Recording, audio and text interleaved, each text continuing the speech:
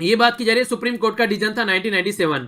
ये जो डिसीजन था इसको बोलते हैं विनीत नारायण केस। तो यहां पर इसके द्वारा बोला गया एक पर्टिकुलर एजेंसी के बारे में कि इस एजेंसी को इंडिपेंडेंट रखना है, इसके डायरेक्टर को एक्सटर्नल इंटरफेरेंस से, यानी कि कोई भी इसमें आकर अपना पैर नहीं अड़ाएगा, ये एजेंसी इंडिपेंडेंटली काम करेगी। तो ये विनीत नारायण केस किस पर्टिकुलर एजेंसी से रिलेटेड था। नेक्स्ट बात की जा रही है हमारे कॉन्स्टिट्यूशन अमेंडमेंट के बारे में। तो ये 124th अमेंडमेंट बिल लाया गया 2019 में हमारी कंट्री में 10% रिजर्वेशन प्रोवाइड कराने के लिए, खासकर इकोनॉमिकली वीकर सेक्शन है उसके लिए, जनरल कैटेगरी में। तो ये तो था हमारा कंट्री में अमेंडमेंट बिल। ये जब एक्ट बना तो कौन से नंबर का एक्ट बना, ये आप लोगों को बताना है। नेक्स्ट बात की जा रही है यहां पर संगीत नाटक अकेदमी के बारे में। तो ये किस मिनिस्ट्री के अंडर में आती है, ये 1952 में इसका गठन किया गया था। इसके अलावा बात की जा रही है Periyar national park and wild life sanctuary के बारे में। ये एक प्रोटेक्टेड एरिया है, तो किस पर्टिकुलर एरिया में, किस पर्टिकुलर राज्य में ये एरिया है, ये आप लोगों को बताना है। नेक्स्ट क्वेश्चन देखते हैं, इंडिया की रैंक की बात की जा रही है आप लोगों के सामने हाई क्वालिटी रिसर्च पब्लिकेशन में आर्टिफिशियल इंटेलिजेंस में। तो हमारी कंट्री की रैंक यहां पर कितनी है, ठीक है। हमारे से ऊपर कई सारी कंट्री है, जैसे यूएसए हो गया और इसी के अलावा चाइना हो गया। बाकी अपनी कंट्री की रैंक आप लोगों को यहां पर बतानी है। नेक्स्ट बात करते हैं किताब के बारे में। किताब का नाम है लाइन ऑन फायर, यानी कि जो एक तरीके से एलओसी है, तो उसके बारे में बात की जा रही है, लाइन ऑन फायर, ठीक है। तो इसको बोला जा रहा है line on fire, cease fire वोलेशन and India Pakistan escalation dynamics. तो ये किताब किसके द्वारा लिखी गई है। शानदार पर्सनैलिटी है, बहुत सारे आर्टिकल लिखते हैं द हिंदू में, इनका नाम आप लोगों को पता होना चाहिए। नेक्स्ट बात करते हैं, ये बात की जा रही है हमारी कंट्री में अगर 2017 के डेटा के हिसाब से चलते हैं तो पर पर्सन जुडिशरी यानी कि जस्टिस सिस्टम पर हमारी कंट्री में कितना खर्च किया जाता है। यूएसए में पर पर्सन 12 रुपए खर्च किए जाते हैं उनकी जुडिशरी पे, यानी कि एक इंसान के हिसाब से 12 रुपए खर्च किए जाते हैं। हमारी कंट्री में ये रेट 1 रुपए से भी कम है। तो कितना कम है एग्जैक्ट आप लोगों को डेटा पता होना चाहिए। अगर आप लोग जुडिशरी का किसी भी तरीके से कि कैसे उसको इंप्रूव करना है उसके बारे में कोई आंसर लिख रहे हैं तो ऐसे डेटा पॉइंट करेंगे तो एग्जामिनर जान जाएगा कि वाकई में अच्छे से जानता है बंदा चीजों को। आगे बढ़ते हैं, ये बात की जा रही है कोस्टल रेगुलेशन जोन के बारे में। कोस्टल एरिया हमारी कंट्री में आप लोगों को देखने को मिलेगा काफी बड़ा कोस्टल एरिया है। तो पर्टिकुलर कोस्टल एरिया जो हो गए उनको कोस्टल एरिया को रेगुलेट करने के लिए फर्स्ट टाइम कब हमारी कंट्री में coastal area regulation zone introduce किया गया था, ये है क्वेश्चन। इसके अलावा नेक्स्ट क्वेश्चन आप लोगों के सामने टोटल क्लीनलीनेस सर्वे, ये रेलवे के द्वारा यहां पर कंडक्ट कराया गया, पर रेलवे में कौन सी एजेंसी है जिसके द्वारा यहां पर ये कंडक्ट कराया गया, ये आप लोगों को बताना है। अपॉर्चुनिटी रोवर के द्वारा 15 साल अपने कंप्लीट कर लिए गए जो कि मार्स के लिए था, ये है। ये आप लोगों को ये बताना है कि किस ऑर्गेनाइजेशन का है, ये किस कंट्री का ये रोबोट यहां पर छोड़ा गया था, ये आप लोगों को बताना है। अपॉर्चुनिटी जो रोवर यहां पर छोड़ा गया था किस कंट्री का है। ये है टोटल 10 क्वेश्चन आप लोगों के सामने। तो ये क्विज आप लोग बताइए, इसके बाद में डिटेल में हम लोग क्वेश्चन डिस्कस करेंगे।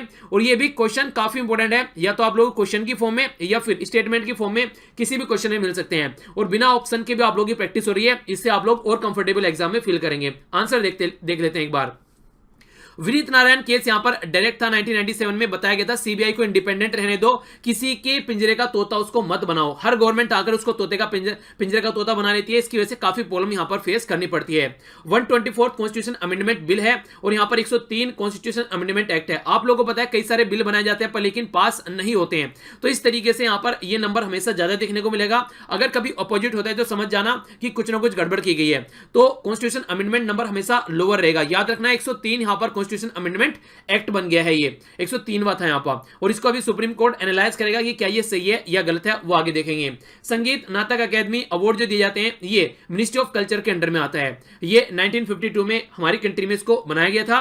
नेक्स्ट बात करते हैं Periyar national park and wild life sanctuary, ये आप लोगों को केरला में देखने को मिलती है, काफी ज्यादा न्यूज में कई बार आप लोगों को नजर आती है, तो आइडिया रख सकते हैं। थर्ड रैंक है हमारी कंट्री में। वैसे आप लोगों को अगर थोड़ा भी ध्यान से सुना होगा, मैं ऑलरेडी बता चुका था कि चाइना और यूएसए हमसे ऊपर है, ठीक है। तो इस तरीके से आप लोग बता सकते हैं कि तीसरी नंबर पे है हमारी कंट्री आर्टिफिशियल इंटेलिजेंस से रिलेटेड जो भी रिसर्च की जाती है, तो उसमें हमसे ऊपर चाइना और यूएसए, तीसरे नंबर पे हमारी कंट्री। और एक और काफी अच्छी जो आप लोग डेटा याद रख सकते हैं, हमारी कंट्री को बताया जा रहा है आने वाले टाइम में 2024 तक लगभग जो हमारा एविएशन सेक्टर है, यानी कि जहाजरानी जो क्षेत्र है, उसमें यूएसए और चाइना के बाद में सबसे ज्यादा हमारी कंट्री यहां पर आने वाले टाइम में ये यात्रा करने वाली है, ठीक है। तो ये सेक्टर बढ़ने वाला है, तो उसके बारे में भी याद रख सकते हैं। ये जो किताब है ये लिखी गई है हैप्पी जैकब मून के द्वारा, ये इसका नाम हैप्पी मून जैकब, आप लोग याद रख सकते हैं। काफी इंपॉर्टेंट पर्सनैलिटी है, कई सारे आर्टिकल ये द हिंदू में लिखते हैं, तो याद रख सकते हैं। हमारी कंट्री में 0.24 रुपये पर पर्सन यहां पर खर्च किए जाते हैं जुडिशरी के ऊपर, जबकि यूएसए में 12 रुपए। तो कैसे उनको जस्टिस अच्छे नहीं मिलेगा, इसीलिए हमारी कंट्री में लगभग 3,500 350 करोड़ से भी ज्यादा हमारी कंट्री में जो केस हैं आज के डेट में ये पेंडिंग 3.5 करोड़, सोनी 3.5 करोड़ से भी ज्यादा केस हमारी कंट्री में पेंडिंग पड़े हुए हैं अलग अलग जुडिशरी सिस्टम में। तो उसको सुधारने की बात की जाती है, क्योंकि किस तरीके से जुडिशरी सिस्टम अगर सुधरेगा तभी ये केस हम लोग कम कर पाएंगे। कोस्टल रेगुलेशन जोन 1991 में इसको डिक्लेयर किया गया था हमारी कंट्री में, फर्स्ट टाइम जब इंट्रोड्यूस किया गया था। नेक्स्ट बात की जाए टोटल क्लीनलीनेस सर्वे, ये Indian railway catering and tourism service के द्वारा कंडक्ट कराया गया। नासा यानी कि यूएसए की स्पेस एजेंसी का है ये अपॉर्चुनिटी रोवर, जो कि मार्स के यानी कि मंगल ग्रह के लिए है। तो ये क्वेश्चन थे आप लोगों के, आई होप कि आप लोगों ने अच्छे से एंजॉय किया होगा। नीचे कमेंट बॉक्स में अपना स्कोर लिखिएगा 10 में से कितने मिले हैं। अगर 0 मिले हैं तो सबसे ज्यादा खुश आपको ही रहना है, क्योंकि इसका मतलब आप लोगों ने सब कुछ नया सीखा है। इसका मतलब ये है कि आप लोग ऑप्टिमिस्टिक माइंड के बंदे हैं, यानी कि टेंशन नहीं लेना है। टेंशन लेने से किसी का आज तक ना भला हुआ है ना होने वाला है, तो फिर आप लोग कैसे हो जाएगा। तो एंजॉय करो, वो नहीं कहते मौज लो रोज लो, नहीं मिले तो खोज लो। तो उसी पैटर्न पे एंजॉय करो लाइफ को, आगे बढ़ते हैं। सबसे पहला सबसे इंटरेस्टिंग क्वेश्चन आप लोगों के सामने यहां पर देख लेते हैं क्वेश्चन। तो यह है क्वेश्चन आप लोगों के सामने, यहां पर बात की जा रही है यूनेस्को वर्ल्ड हेरिटेज साइट की लिस्ट के बारे में। अभी यहां पर डिक्लेयर की गई, तो उसके बारे में स्टेटमेंट है आप लोगों के सामने, और पूछा गया है इनकरेक्ट कौन सा है। सबसे पहले बोला गया कि जो यहां पर वर्ल्ड हेरिटेज साइट कमेटी है इसका ये यहां पर 42nd सेशन अभी देखने को मिला, जो कि बाकू अजरबैजान में हुआ, पहली स्टेटमेंट। दूसरे बोला गया जो हमारी कंट्री की जयपुर सिटी है, जयपुर सिटी में यहां पर इसको बनाया गया मुगल आर्किटेक्चर के हिसाब से, जो ग्रिड सिस्टम है, ग्रिड प्लान सिस्टम, ये मुगल आर्किटेक्चर के हिसाब से यहां पर इसको बनाया गया है। तीसरी स्टेटमेंट है यहां पर मेसोपोटामिया, मेसोपोटामिया जो मेट्रोपोलिस यहां पर बेबीलोन में है, यहां पर ये इसको काफी लंबे समय के बाद में लगभग 3 डेकेड यानी कि 30 सालों से यहां पर ये इसको यूनेस्को वर्ल्ड हेरिटेज साइट में लाने की कोशिश की जा रही थी ईरान के द्वारा, ये अब यहां पर आई है। कौन सी स्टेटमेंट इनकरेक्ट है? ए में बोला गया 1 ओनली, बी में बोला गया 2 and 3 ओनली, सी में बोला गया 1 and 3 ओनली, डी में बोला गया ऑल ऑफ द अबव। तो सही आंसर कमेंट बॉक्स में लिखिए, फिर आंसर देखेगा।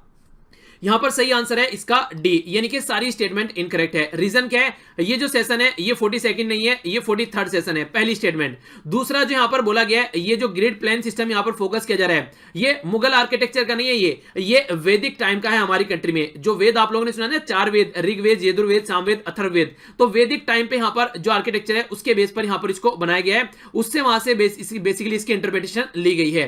बाकी ये जो है यहां पर बात की जा रही है मेसोपोटामिया की, ये जो सिटी है यहां पर ये ईरान नहीं है, इराक के अंदर है, ठीक है। तो ये स्टेटमेंट भी यहां पर गलत है। तो काफी इंटरेस्टिंग और इंपॉर्टेंट क्वेश्चन आप लोगों के लिए यहां पर बन सकता है। आंसर इसका डी हो गया, यानी कि सारी इनकरेक्ट है। आगे चलते हैं।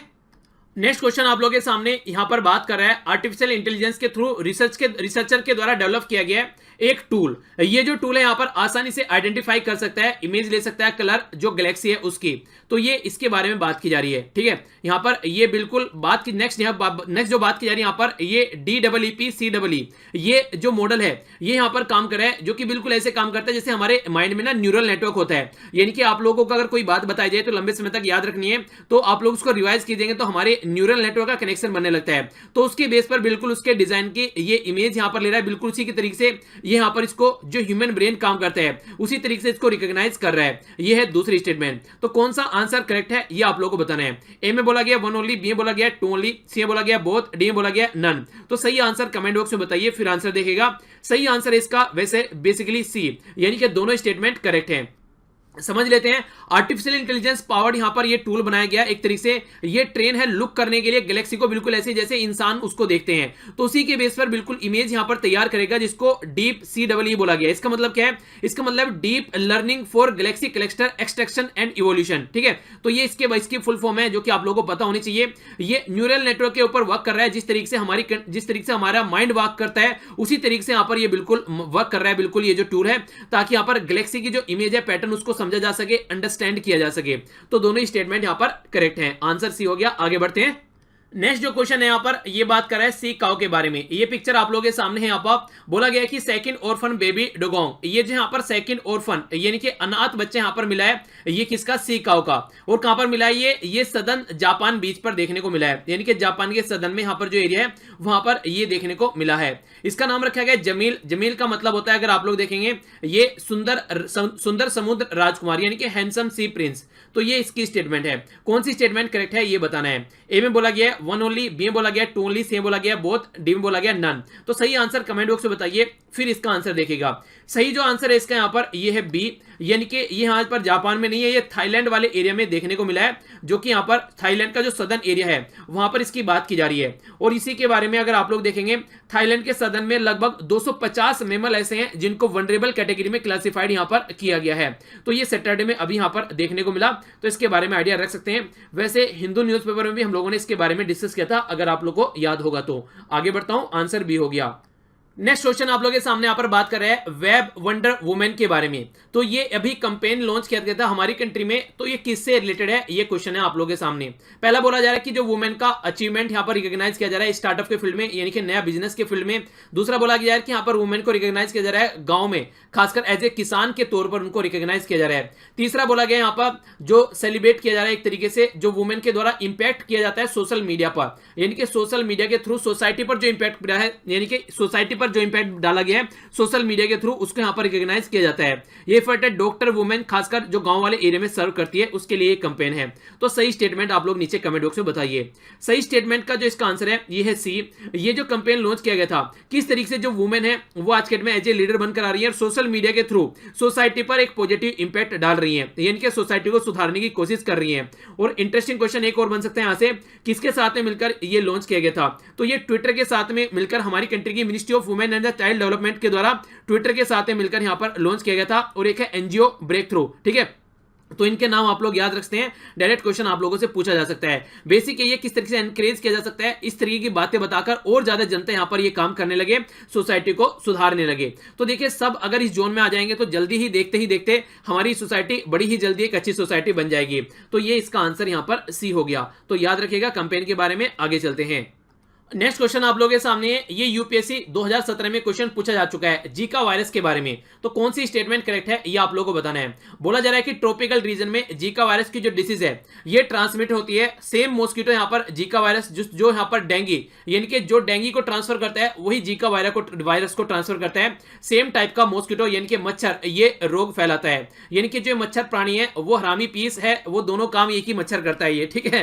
तो सोसाइटी को एक तरीके से जो नुकसान पहुंचाता है वो एक ही तरीके का हरामी मच्छर है, ऐसा बोल सकते हैं आप लोग। नेक्स्ट बात की जा रही है sexual transmission of Zika virus disease is possible, यानी कि अगर एक पार्टनर को हो चुका है तो अगर वो फिजिकल रिलेशन बनाते हैं तो दूसरे पार्टनर को भी यहां पर ये जीका वायरस ट्रांसफर हो सकता है। तो इसकी भी काफी ज्यादा पॉसिबिलिटी है। कौन सी स्टेटमेंट करेक्ट है। ए में बोला गया वन ओनली, बी में बोला गया टू ओनली, सी में बोला गया वन एंड टू, डी में बोला गया नाइदर वन नो टू। सही आंसर नीचे कमेंट बॉक्स में बताइए। सही आंसर जो है इसका ये है सी, यानी कि दोनों ही स्टेटमेंट सही है। समझ लेते हैं। देखिए सबसे पहले ये मच्छर याद रखेगा, ये यहाँ पर इजिप्टी और दूसरा यहाँ पर ये है एल्पेक्टिक्स, ठीक है। तो दोनों के नाम आप लोगों से पूछे जा सकते हैं, इनके बारे में आप लोगों को जरूर आइडिया रखना है, ठीक है। तो ये डायरेक्ट आप लोगों से ऑप्शन में भी मिल सकता है। अगर इनको इंटरचेंजेबली पूछा जाए कि क्या हाँ एक को बीमारी ये फैलाएगा या वो नहीं, दोनों फैलाएंगे यहाँ पर जो कि स्पीसीज है मॉस्किटो की। तो यहाँ पर ये है इजिप्टी और ये है एल्बोपिक्टस, ठीक है। तो दोनों के नाम याद रखिएगा, ये सेम मॉस्किटो है। बाकी सेक्सुअल ट्रांसमिशन के थ्रू भी यहां पर इसको फैलाया जा सकता है। ओके, तो आंसर क्या हो गया यहाँ पर, आंसर हो गया इसका सी। आगे चलते हैं। नेक्स्ट क्वेश्चन काफी इंटरेस्टिंग इंपोर्टेंट और काफी न्यूज में भी है। यहाँ पर त्रिपुरा गवर्नमेंट के द्वारा का अभी इनिशिएट किया गया है एक तरीका मास्टर लिस्ट, यानी कि एक लिस्ट बना रहे हैं जिसमें इंडिजिनियस जो भी लोग हैं, यानी कि लोकल जो भी लोग वहां पर रहते थे पहले से ही, उनके बेस पर यहां पर लिस्ट बनाई जाएगी ताकि स्वदेशी को यहां से भगाया जा सके। तो ये आसाम के बाद में त्रिपुरा यहां पर पिक्चर में आ गया है, पहली स्टेटमेंट। दूसरे बोला गया कि इसको बोला जा रहा है register of indigenous inhabitants of Tripura, RIIT। तो ये इसका नाम यहां पर रखा गया है और ये बिल्कुल जैसे national register of citizen Assam के लिए है, इसी तरीके से पैटर्न पर यहां पर ये भी बनाया जा रहा है। तो कौन सी स्टेटमेंट करेक्ट है ये आप लोग बताइए। ए में बोला जा रहा है वन ओनली, बी में बोला जा रहा है टू ओनली, सी में बोला जा रहा है बोथ, डी में बोला जा रहा है नन। तो सही स्टेटमेंट आप लोग बताइए। सही जो स्टेटमेंट है यहां पर वो है डी, यानी कि कोई सा भी आंसर यहां पर करेक्ट नहीं है। रीजन ये त्रिपुरा नहीं है, ये है नागालैंड, पहली बात। दूसरी बात यहां पर ये बोला जा रहा है कि यहां पर जो इसका नाम है ये register of indigenous habitants of Nagaland, तो RIIN है यहां पर। ये एक तरीका वर्जन है जैसे आसाम के लिए है और यहां पर ये कंप्लीट होने वाला है जुलाई 31। तो देखते हैं ये किस तरीके से यहां पर चीजों को आगे लेकर चल पाते हैं आसाम के पैटर्न पर। बेसिक फंडा ये है कि यहां पर एक तो नॉन नागा, यानी कि नागालैंड वाले जो लोग नहीं है वहां पर एक्स्ट्रा जाकर बस गए, उनको बाहर भगाना है। दूसरा IBI, यानी कि इलीगल बांग्लादेशी इमिग्रेंट जो वहां पर आ गए हैं उनको वहां से मारकर बाहर भगाना है। तो एक तरीके से ये आप लोग बोल सकते हैं कंडीशन ये है कि जो इलीगल तरीके से यहां पर आ चुके हैं उनको ये यहां से भगाएंगे। पर लेकिन सबसे बड़ी विडंबना यहां पर ये है, अब यहां पर आसाम का रजिस्टर यहां पर डिक्लेयर किया जा रहा है, ये तो ये आगे चलकर ये नागालैंड का भी रजिस्टर डिक्लेयर करने वाले हैं। पर अब तक ये प्लान नहीं है कि जो लोग यहां पर इससे बाहर निकलेंगे कि हाँ ये नागालैंड ही नहीं है, ये आसामीज नहीं है, उनका क्या करना है अब तक ये डिक्लेयर नहीं किया गया है। सेंट्रल गवर्नमेंट ऑलरेडी बोल चुकी है बांग्लादेश को कि किसी को भी वापसी नहीं भेजा जाएगा। फिर करना क्या है, क्यों सोसाइटी को डिवाइड कर रहे हैं, इसके ऊपर काफी ज्यादा बात की जाती है। तो इसके द्वारा जो नोटिफिकेशन जारी किया गया, अब देखते हैं किस तरीके से यहां पर जिसके पास में ये सर्टिफिकेट नहीं है, नागालैंड वाले या फिर आसाम वाले लोगों का आगे क्या होता है। तो आंसर यहां पर डी हो गया, याद रखिएगा। नॉर्थ ईस्ट से रिलेटेड न्यूज है तो और भी ज्यादा इंपॉर्टेंट हो जाती है। ओके, आगे बढ़ते हैं। अभी हमारी कंट्री में बजट प्रस्तुत किया गया, तो यहां पर हमारी कंट्री के जो आसपास वाले रीजन है, जैसे कि कई सारे हो गए, नेपाल हो गया, भूटान हो गया, तो ये कुछ ऐसे एरिया है जिन पे हम लोगों को पैसा दिया जाता है, हमारे बजट में अनाउंस किया जाता है, फॉरेन कमिटमेंट है, इनको इनके डेवलपमेंट के लिए पैसा हम लोग देते हैं। तो यहां पर बोला जा रहा है कि सबसे ज्यादा जो यहां पर पैसा मिलता है वो मिलता है नेपाल को, और 2802 करोड़ रुपए यहां पर अब की बार एलोकेट किया गया है, यहां पर कमिटमेंट किया गया था जो हमारी कंट्री के द्वारा पहली स्टेटमेंट। ये जो बजटरी एलोकेशन है ये हाइक किया गया लास्ट 2 सक्सेसिव जो भी यहां पर हमारी कंट्री में ये इवेंट हो रहे हैं, खासकर जो डोकलाम सेक्टर का क्राइसिस यहां पर देखने को मिला था तब से ये बढ़ता हुआ जा रहा है। तो कौन सी स्टेटमेंट करेक्ट है ये बताना है। ए में बोला जा रहा है 1 ओनली, बी में बोला जा रहा है 2 ओनली, सी में बोला जा रहा है बोथ, डी में बोला जा रहा है नन। तो सही आंसर यहां पर क्या है? सही आंसर आइए एक बार देख लेते हैं। सही आंसर है यहां पर बी, क्योंकि फर्स्ट स्टेटमेंट में गलती है, ये भूटान से रिलेटेड है ना कि नेपाल से रिलेटेड है। भूटान के लिए यहां पर ये बजट प्रस्तुत किया गया हमारी कंट्री में, तो भूटान को ये एलोकेशन किया गया, और ये जो डोकलाम सेक्टर है ये भूटान वाले एरिया में देखने को मिलता है। मैप एक बार देख लीजिए, ये हो गया सिक्किम और ये हो गया भूटान, ये हो गया यहां पर डोकलाम सेक्टर। डोकलाम सेक्टर पर चाइना बोलता है कि हमारा अधिकार है, और जबकि यहां पर ये एक तरीके से भूटान का एरिया है। तो यहां पर ये एक तरीके से जो ज्वाइंट पॉइंट है देख सकते हैं आप लोग, ये सिक्किम, चाइना और भूटान का एक ट्राई जंक्शन यहां पर माना जाता है। और इसकी वजह से प्रॉब्लम यह है कि कल को अगर चाइना के साथ में हमारी लड़ाई होती है, कोई कंडीशन बनती है, तो ये जो हमारा नॉर्थ ईस्ट वाला एरिया है ये एक छोटे से पोर्शन के साथ में हमारे साथ में कनेक्ट है, उसको सिलीगुड़ी कॉरिडोर हम लोग बोलते हैं। अगर कल को चाइना यहां पर आकर बैठ जाता है तो जरा सी देर में यहां पर हमारा कट नॉर्थ ईस्ट वाले एरिया से वो कर सकता है और सारी प्रॉब्लम क्रिएट कर सकता है। तो इसलिए ये हम लोग चाहते हैं कि यहां पर ये जो चुंबे वैली है, यहां पर डोकलाम वाला एरिया, ये हमेशा ये भूटान के अंडर में ही रहे, चाइना यहां पर हरकतें न करे। तो ये कंप्लीट एक मुद्दा चला हुआ आ रहा था काफी लंबे समय से, एक डेडलॉक बन गया था इंडिया और चाइना के बीच में, उसलिए भी ये न्यूज में था। तो ए स्टेटमेंट यहां पर गलत होगी, बी सही है, आंसर होगी यहां पर बी यानी कि 2। आगे चलते हैं। नेक्स्ट क्वेश्चन यहां पर यूपीएससी 2017 में पूछा जा चुका है, क्वेश्चन के ऊपर नजर डालते हैं। Standard mark of bureau of India standard, BIS जिसको आप लोग बोलते हैं, बोला जा रहा है कि ये मैंडेटरी है फॉर ऑटोमोटिव टायर और जो ट्यूब होते हैं, यानी कि जो भी यहां पर जो ऑटोमोबाइल होते हैं उनके टायर और ट्यूब के लिए यहां पर ये मैंडेटरी है, पहली स्टेटमेंट। दूसरा बोला गया कि जो एग्री मार्क है यहां पर AGMAR के, तो यहां पर ये क्वालिटी यहां पर सर्टिफिकेशन है जो कि इशू किया जाता है फूड एंड एग्रीकल्चर जो ऑर्गेनाइजेशन है उसके द्वारा, यानी कि food and agriculture organisation FAO के द्वारा। कौन सी स्टेटमेंट करेक्ट है? ए में बोला गया 1 ओनली, बी में बोला गया 2 ओनली, सी में बोला गया बोथ 1 and 2, डी में बोला गया नाइदर 1 nor 2। सही आंसर कमेंट बॉक्स में बताइए। तो सही आंसर है इसका यहां पर ये है, इसका आंसर ए, यानी कि फर्स्ट सही है, सेकंड यहां पर गलत है। रीजन क्या है? जो यहां पर प्रस्तुत किया जाता है ये फूड एंड एग्रीकल्चर ऑर्गेनाइजेशन नहीं है, यहां पर ये है directorate of marketing and inspection. ये है हमारी कंट्री में डिपार्टमेंट ऑफ एग्रीकल्चर के अंडर में आता है, जो कि हमारी कंट्री में agriculture ministry and the farmer welfare के अंडर में, ये मिनिस्ट्री के अंडर में आता है। तो ये स्टेटमेंट यहां पर गलत हो गई। ऐसे क्वेश्चन आप लोग कई बार डायरेक्ट देखने को मिल जाते हैं, तो ऐसी बात नहीं है कि यूपीएससी में बड़े हाई फाई क्वेश्चन पूछे जाते हैं। अगर थोड़ा भी ध्यान से आप लोग काम करेंगे तो इस तरह के क्वेश्चन आप लोगों को काफी सारे देखने को वहां पर मिल जाते हैं। यानी कि अगर आप लोग इंटेलिजेंट तरीके से तैयारी करेंगे तो काफी अच्छे से प्रीलिम्स आप लोग क्लियर कर सकते हैं।